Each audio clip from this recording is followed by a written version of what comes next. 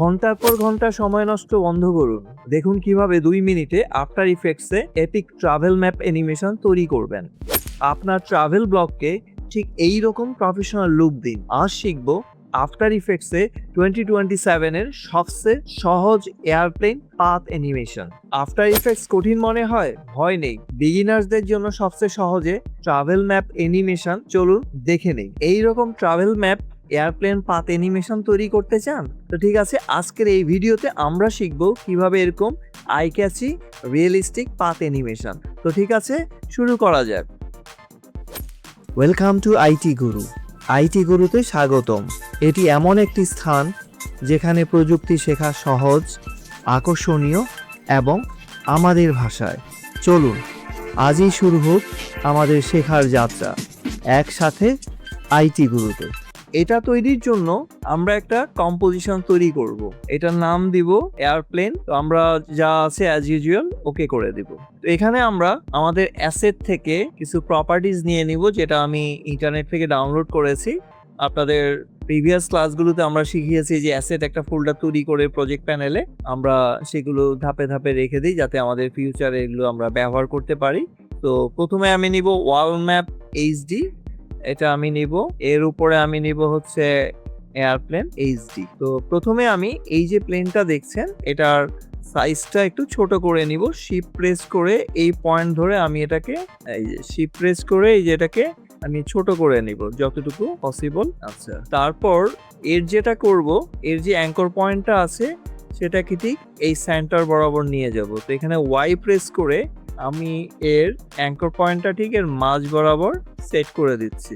তো V press করে select টুল নিয়ে আসলাম। দেন এবার আমরা করব ওয়ার্ল্ড ম্যাপটাকে কোঅর্ডিনেশন। তো এটা যদি এখানে ধরা না যায়, যেমন এখানে আমি এটাকে ধরতে পারছি না, সো আমরা কি করব, এর স্কেল, এস ফর স্কেল, এই স্কেলটাকে আমরা 50% করে দিব, যেহেতু এটা হাই রেজলিউশন। দিলে এটা মোটামুটি আমার কম্পোজিশনের চারদিকে মোটামুটি একটা কাভার করবে। এবং এয়ারপ্লেনটাকে আমি কি করব, সরিয়ে এনে এক জায়গায় রেখে দিব, যাতে এখানে আমি ইজিলি পাথটা তৈরি করতে পারি। তো এখানে আমরা এমন একটা সিন তৈরি করব যে আমরা সারা পৃথিবীটা রাউন্ড ট্যুর করব, যেটা অস্ট্রেলিয়া থেকে এশিয়া হয়ে ইউরোপ হয়ে আফ্রিকাতে গিয়ে সাউথ আমেরিকা দিয়ে নর্থ আমেরিকা হয়ে আমরা বেরিয়ে যাব। তো এখানে আমরা কি করব, বাইরে ক্লিক করব, খালি জায়গায় ক্লিক করে এগুলো আমরা আগে অনেকগুলো টিউটোরিয়ালে দেখেছি, সো আপনারা নিশ্চয়ই সেটা মনে আছে।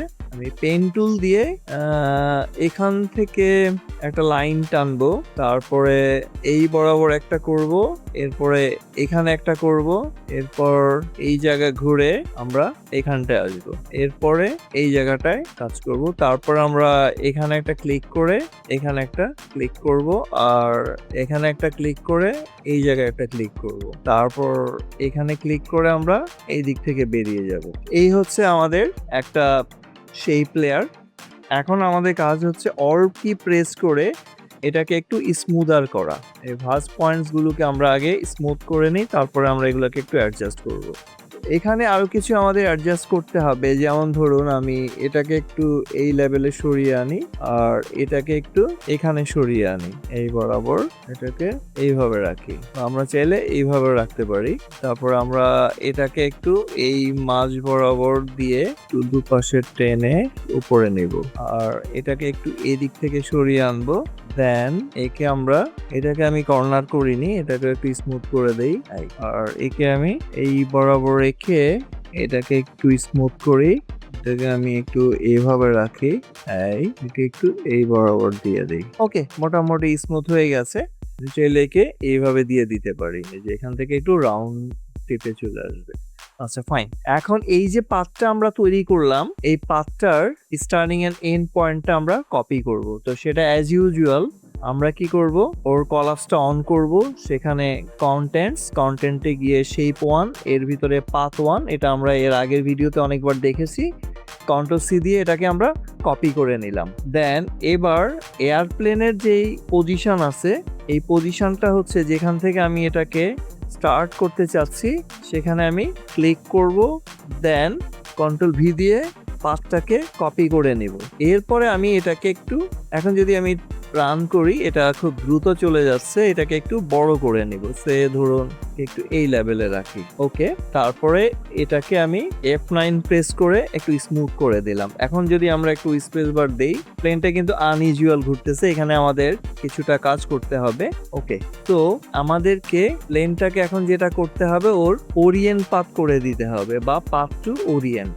আচ্ছা, এটার জন্য আমরা যেটা করব, এই যে এয়ারপ্লেন আছে, এখানে আমরা রাইট ক্লিক করে এর ট্রান্সফর্ম, ওখানে গিয়ে অটো ওরিয়েন্ট, সেখান থেকে আমরা ওরিয়েন্ট অ্যালন পাথ, যেটা আমরা প্রিভিয়াস ভিডিওতে করেছি, যারা দেখেননি তারা এই ভিডিও ডেসক্রিপশনে সেটা লিংক দেওয়া আছে, সেখান থেকে কাইন্ডলি দেখে নেবেন, তাহলে আপনাদের কাজটা বুঝতে আরো সহজ হয়ে যাবে। এটা মোটামুটি কাছাকাছি এসছে। এখন আমাকে যেটা করতে হবে, এর রোটেশনে চলে যেতে হবে, এই যে R ফর রোটেশন, এগুলো শর্টকাট কি আমরা শিখেছি এর আগে। দেন এটাকে আমি একটু সহজ করে দেব, ঠিক ওর সেন্টার বরাবর, দেখুন এই যে সেন্টার বরাবর এই পাথটাকে আমি ঠিক করব। ফাইন, এখন যদি আমরা দেখি জিনিসটাকে একটু প্লে করে দেখি কিভাবে যাচ্ছে, এই প্লেনটা যাচ্ছে, সুন্দর করে মুভ করছে, বাট একটা প্রবলেম আছে। প্রবলেমটা হলো এই যে বিভিন্ন জায়গায় দেখুন একটু ক্রস ভাঙা ভাঙা অংশ আছে। এই যে পাতে আমি যদি শেপে যাই, এটার যে শেপ আছে, তো এখানে দেখুন বিভিন্ন জায়গায় এরকম পয়েন্ট মার্কিং আছে। আমরা এগুলো চাইলে আর একটু সুন্দর কার্ভেচার করে দিতে পারি, যাতে একটু ধাক্কা না খায়, যেসব জায়গাগুলোতে এসে একটা ধাক্কা লাগে। এই যেমন এই পয়েন্টস গুলো আমরা চাইলে ঠিক করে নিতে পারি, যেমন একটু সুন্দর করে করে দেব। আর এই জিনিসটাকে আমরা একটু বড় করে নিতে পারি, এই যে এইভাবে করে যতটুকু সম্ভব আমরা এগুলাকে একটু স্মুদার রাখবো, যাতে এই যে কর্নার গুলোতে গিয়ে ধাক্কা না লাগে। হ্যাঁ, তো এটা আপনারা সময় নিয়ে যখন করবেন, সময় নিয়ে সুন্দর করে জিনিসটাকে স্মুদার করে দিবেন। পয়েন্ট গুলো বেশি বেশি না করে এটা যতটা কম করা যায় আর কি, যতটা কম করা যায়। কর্নার গুলোকে একটু কার্ভেচারটা বেশি রাখবেন, যেমন এখানে একটু কার্ভেচারটা আমরা একটু বেশি রাখতে পারি, এইভাবে কার্ভেচারটা ঠিক রাখবো। ওকে ফাইন, সমস্যা নাই। আচ্ছা, তো পাথটা একটু চেঞ্জ হওয়ার কারণে ওটাও একটু সরে গেছে। এটা ধরুন আমি যদি একটু এই বরাবর আনি, এই যে এখানে একটু সরে গেছে দূর থেকে, দেখবেন এটা আমরা এই যে শেপটাকে যে প্লেনের নাক বরাবর আমরা রাখবো, এই বরাবর রাখবো, এই যাতে ওটা ওর লাইন, এই যেমন এখানে আবার উঠে গেছে, এই জন্য এগুলো নিয়ে নাড়ানাড়ি কম করাই ভালো। যাক, সমস্যা নেই, আমাদের তো আর পাথ দেখা যাবে না, তো এটা আপনারা প্রথমবারই অ্যাডজাস্ট করে নেবেন, পরে আবার অ্যাডজাস্ট করতে গেলে একটু ডিসপ্লেস হয়, এটা কোনো সমস্যা না। আচ্ছা ফাইন, তো এখন এটা তো অ্যাকচুয়ালি এরকম থাকে না, এটা থাকবে হচ্ছে আমাদের এরকম ডটেড লাইনটা থাকবে, যে এরকম ডটেড লাইন ক্রিয়েট করবে। আমরা চলে যাই, এই লাইনটাকে ডটেড করে দিব। তার আগে আমরা যেটা করব, এই যে কন্টেন্ট আছে শেপে, এখানে আমরা ট্রিম পাথ করে দেব। ট্রিম পাথ করে দিলে এই যে এটা যাবে ট্রিমিংটা, তো এখানে দেখেন ট্রিম পাথ, আমরা যেখান থেকে এটাকে স্টার্ট করব সেই জায়গায় যে এন্ড কিটা অন করে নিব। এন্ড কিটা অন করে নেওয়ার পরে এটাকে আমরা 0 করে দেব। এরপরে প্লেনটা যেখানে গিয়ে শেষ হবে, যেখান থেকে শেষ হবে, আমরা জাস্ট এই বরাবর এসে এন্ড কিটাকে এই যে এরকম অন করে দেব, 100% করে দেব। তাহলে আমরা যদি এটাকে একটু করি, এই যে অনেক সময় দেখবেন এই প্রবলেমগুলো করে, এই প্রবলেমটা হচ্ছে ওর এখানকার যে স্টার্টিং পয়েন্টটা আছে, এটাকে যদি আপনি একটু সরিয়ে নেন, দেখবেন এই যে এইভাবে একটু নিচ থেকে দিবেন, ওর পয়েন্টে অ্যাডজাস্ট করে নিতে হবে আপনাকে। এই যে এখানে গেলে আবার দেখবেন যে অনেক সময় এটা পরে আসে, একটু পরে থাক, সমস্যা নাই। এখান থেকেও আপনি এটাকে, এই যে আমাদের যেহেতু লাইনটা হয়েছে, বিচ্যুত হয়েছে, আর এই জায়গাটা এসে এটাকে এই বরাবর অ্যাডজাস্ট করবেন। সব জায়গায় এসে ধরেন এই যেমন এই জায়গাটায় এটাকে আপনি চাইলে এই পয়েন্টগুলোকে চাইলে আপনি অ্যাডজাস্ট করে নিতে পারেন। এই যে এই লেভেল রাখবেন, ঠিক ওর পিছন বরাবর রাখবেন যেখান থেকে শুরু হয়েছে। এই তো আমরা এখন একটু দেই, স্টার্ট করি, এই যে লাইনটা যাচ্ছে। ফাইন, এখানে একটা প্রবলেম যেটা মেজর, যে আমার এই লাইনটা প্লেনের উপরে, এটা থাকবে এক্স্যাক্টলি প্লেনের নিচে। তো আমরা এটার জন্য কি করব, এই এয়ারপ্লেনটাকে আমরা উপরে তুলে দেব, তাতে এটা ওর নিচে থাকবে, তখন দেখতে জিনিসটা আরো বেটার হবে। আবার চাইলে আপনি এখানে যেটা হচ্ছে, আমরা এই যে শেপের যেখান থেকে শুরু হয়েছে এই যে ট্রিমারটা, এই যে ধরুন এটাকে আর একটু কমিয়ে দিতে পারি, এই যে পিছনে দিতে পারি, একটু ডিস্টেন্সে রাখলেও আমার সমস্যা নাই। এই যে একটু পরে বেরোচ্ছে, কারণ ওটা তো অ্যাকচুয়ালি ডেস্টিনেশনটা পরে করবো, আগে কখনোই যাবে না, ঠিক আছে, আগে কখনোই যাবে না এটা। এখান থেকে ঠিক এর একটু ডিস্টেন্স মেইন মেনটেন করবেন। আমরা আবার একটু দেখি, আমার যে ওকে একটা মিসাইল তাড়া করে বেড়াচ্ছে। যা হোক, এটা আপনারা যখন করবেন তখন প্রপারলি জিনিসটাকে অ্যাডজাস্ট করবেন। তো এটাকেও আমরা একটু ইজিং করে দেই F9 দিয়ে। এখন আমাদের যেটা করতে হবে সেটা হচ্ছে এটাকে আমাদের ডটেড করে নিতে হবে। ডটেড যখন করব তখন আমাদের এই গ্যাপটা পূর্ণ হয়ে যাবে। শেষে চলে আসি। এখন এই যে শেপটা আমরা দেখছি, এই শেপের আন্ডারে তো প্রথম যেটা আসছে এটাকে আমরা তো ওরিয়েন্ট টু পাথ করলাম। এখানে আমরা ট্রান্সফর্মসে চলে যাব। তো এটা সেটা না, আমরা এখন যেটা করব এটাকে ডটেড করতে হলে আমাদের এই যে শেপ লেয়ার আছে, শেপ 1, এই যে স্ট্রোক, এখানে চলে যাবেন। এটা প্রিভিয়াস ক্লাসে আমরা এই জিনিসটা দেখেছি, কাইন্ডলি ওই ভিডিওটা দেখেও আপনি এটা অ্যাডজাস্ট করতে পারবেন। তো এখানে দেখেন এই যে ড্যাশ লাইন, প্লাস চিহ্ন দিলে এটা সুন্দর একটা ড্যাশ লাইন তৈরি হবে।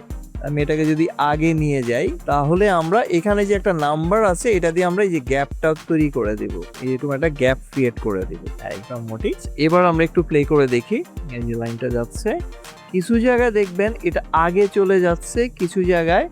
তো এটা আমাদের ওই যে ট্রিমিং যেখানে আমরা করেছিলাম, এই যে কম্পোনেন্টে গিয়ে যে আমাদের এখানে যেটা আসছে এই যে ট্রিম পাথ, ওর এন লাইনে গেলে আপনি এই জিনিসটা ওইভাবে দেবেন। যেমন আপনি এখান থেকে যখন দিচ্ছেন এই যে ডিস্টেন্সটা বেশি হচ্ছে, সো এটাকে তখন ধরে আপনি অ্যাডজাস্ট করবেন। এই যে এই বরাবর থেকে অ্যাডজাস্ট করবেন, মানে কোত্থেকে শুরু হলে এটা বেটার হয়। এই যে এখন কিন্তু কিছু জায়গায় দেখবেন আবার আগে চলে আসছে, তখন পুরাটা না, এই স্টার্টিং পয়েন্টটা এই যে এরকম রেখে বা এই পয়েন্টটাকে আপনি পিছন থেকে রাখবেন, এই যে এরকম একদম ওটার নিচ থেকে রাখবেন।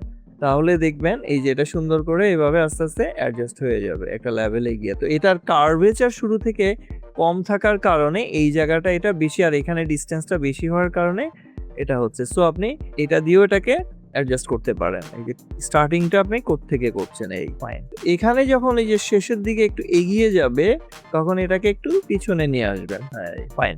আমরা যদি এবার আবার দেখি, এই হচ্ছে মোটামুটি, বাট এটাকে আমরা আরো একটু রিয়েলিস্টিক করব। যেমন এটাকে এই যে আগেরটা যদি আমি দেখাই, সেটা কিন্তু একটু 3D ভাইব আসছে, খেয়াল করেন। এই যে একটু শ্যাডো ফেলছে, মনে হয় যে একটা 3 ডাইমেনশনাল ইফেক্টস আছে, যে এটা উপরে ম্যাপ থেকে একটু উপরে আছে। তো সো এটা আমরা এখন কিভাবে করব, আমরা এখন চলে যাই। আশা করছি আপনাদের ভিডিওটি অবশ্যই ভালো লাগবে, আর যদি ভালো লেগে থাকে তাহলে অবশ্যই লাইক করবেন এবং শেয়ার করে আপনার বন্ধুদের জানিয়ে দিবেন। আর আপনাদের মূল্যবান কোনো মতামত থাকলে অবশ্যই কমেন্ট করে জানিয়ে দিবেন। ভালো কেন লাগছে না বা না লাগলে অবশ্যই আমাদেরকে কমেন্ট করে জানিয়ে দিবেন। আর যারা এখনো চ্যানেলটি সাবস্ক্রাইব করেননি তারা সাবস্ক্রাইব করে নেবেন, যাতে আপনি লেটেস্ট আপডেটগুলো সহজে পেতে পারেন এবং সাথে সাথে বেল আইকনটি অন করে রাখবেন। তো ঠিক আছে, এখন আমরা যেটা করব এই দুটোকে একটা লেয়ারে নিয়ে নিব। কেন, আমরা এখানে একটা ইফেক্টস দিব। দুটো আলাদা থাকলে আলাদা আলাদা ইফেক্টসটা আমাকে দিতে হয় এবং সেটার প্রপার্টি আলাদা আলাদা অ্যাডজাস্ট করতে হয়। তো আমরা আজকে নতুন একটা জিনিস শিখবো, সেটা হচ্ছে প্রি কম্পোজিশন। তো আমি শিপ চেপে ধরে এই দুটো লেয়ারকে একসাথে করব। এরপর রাইট ক্লিক করে এখানে দেখবেন প্রি কম্পোজ। প্রি কম্পোজ করলে আপনাকে জিজ্ঞেস করবে মেক অল অ্যাট্রিবিউটস, মানে ওই লেয়ারের যত অ্যাট্রিবিউটস গুলো আছে সেগুলো কম্পোজিশনের সাথে মুভ করে নিবে, একটা নতুন লেয়ার এটাকে কনভার্ট করে দিবে। আবার আমরা এটাকে এডিট করতে গেলে ডাবল ক্লিক করলে দেখবেন এখানে প্রি কম্প, তখন এই যে এখানে এটা আলাদা দেখা যাবে। আর আমরা যদি আগের জায়গায় চলে আসি আমাদের মূল প্রজেক্টে, তখন কিন্তু এটা একটা লেয়ারে। আচ্ছা ফাইন, এখন এই লেয়ারে আমরা একটা ইফেক্ট অ্যাডজাস্ট করব। তো আমি এটাকে একটু মাঝ বরাবর নিয়ে আসি যাতে আমার ইফেক্টটা দেখতে সুবিধে হয়। এখানে এসে আমাদের দেখবেন ইফেক্টস অ্যান্ড প্রিসেট, যদি আপনাদের এটা না থাকে তাহলে আপনারা এটা কোত্থেকে আনবেন, উইন্ডো মেনু, এখানে গেলে দেখবেন ইফেক্টস অ্যান্ড প্রিসেট, সেখানে ক্লিক করলে এটা এখানে ওপেন হয়ে যাবে। এবার আমরা ওখান থেকে একটা ইফেক্ট খুঁজে বের করব, ঠিক আছে। তো এই ইফেক্টে আমরা একটা ড্রপ শ্যাডো দেব এখানে। তো আমরা এখানে লিখবো DR, দিলে দেখবেন এই যে নিচের দিকে ড্রপ শ্যাডো চলে আসছে। ড্রপ ডাউন এরকম না, এটা অ্যাকচুয়ালি ড্রপ শ্যাডো হবে। আপনি যদি কোনো একটা ইফেক্টস গ্রুপে যান তখন দেখবেন এই যে ড্রপ শ্যাডোটা আসছে, এই ড্রপ শ্যাডোটা এখানে ড্রপ শ্যাডো লেখা থাকবে, অথবা আপনি পুরোটা ড্রপ শ্যাডো লিখবেন। দেন এটাকে ড্র্যাগ করে আমরা এটার উপরে দিতে পারি, অথবা আমরা অ্যাকচুয়ালি প্রি কম্পের উপরে দিব। ওই জায়গায় দিলে যেটা হবে কি, নিচের লেয়ার ওটা চলে আসবে। সো প্রি কম্পে যখন আমি দিবই দেখেন একটু হালকা 3 ডাইমেনশনাল একটু ভাব আসছে। এখন এখানে আমি ওটার একটু ডিস্টেন্স তৈরি করে দিব। এই যে এখানে আছে ডিস্টেন্স, আর উপরেরটা হচ্ছে কোন ডিরেকশনে হবে। এইবার ডিস্টেন্সটা একটু দূরে দিয়ে দিব যাতে শ্যাডোটা একটু এরকম থাকে, ফাইন, তো দূরে থাকে, মানে আকাশ থেকে নিচে। আর এটার কালারটা একটু আমি অপাসিটিটা কমিয়ে দেবো এখান থেকে, যে অপাসিটি আছে এটা একটু কমিয়ে দিব যাতে হালকা দেখায়, কারণ অপাসিটি অত বেশি থাকলে জিনিসটা দেখতে খারাপ আসবে। শ্যাডো পড়েছে। এবার যদি আমরা জিনিসটাকে প্লে করি, আপনি একদম একটা থ্রি থ্রি ভাব আসবে, যে প্লেনটা ইমেজের অনেক উপরে এবং শ্যাডো গুলো একটা ছায়া ফেলে যাবে। এই দেখুন এই যে সুন্দর একটা শ্যাডো ফেলেছে। এই হচ্ছে আমাদের map with plane path animation. আশা করি জিনিসটা আপনাদের ইন্টারেস্টিং মনে হয়েছে। আরো অনেক মজার মজার ইন্টারেস্টিং জিনিস আমরা শিখতে চলেছি। তো সবাই সে অবধি ভালো থাকবেন, আর আপনাদের কোনো ওপিনিয়ন থাকলে অবশ্যই ভিডিওর কমেন্ট বক্সে সেটা ড্রপ করে দিবেন। তো ঠিক আছে, সবাই ভালো থাকুন। শিখতে ভালো লেগেছে? তাহলে একটা লাইক দিন। আপনার একটি লাইক আরো অনেককে সাহায্য করতে পারে। আপনার মতামত, প্রশ্ন বা নিজের টিপস থাকলে কমেন্টে জানাতে ভুলবেন না। আপনার কথা শুনতে আমার ভালো লাগে। যদি আপনি বিশ্বাস করেন যে শেখা মানেই ক্ষমতায়ন, তাহলে সাবস্ক্রাইব করুন এবং বেল আইকনটি অন করে নিন। চলুন এমন একটা ভবিষ্যৎ গড়ি যেখানে প্রযুক্তি সবার জন্য শেখার সুযোগ তৈরি করে। ভিডিওটি শেয়ার করুন এমন কারোর সাথে যে শিখতে চায়। চলুন একসাথে এগিয়ে যাই।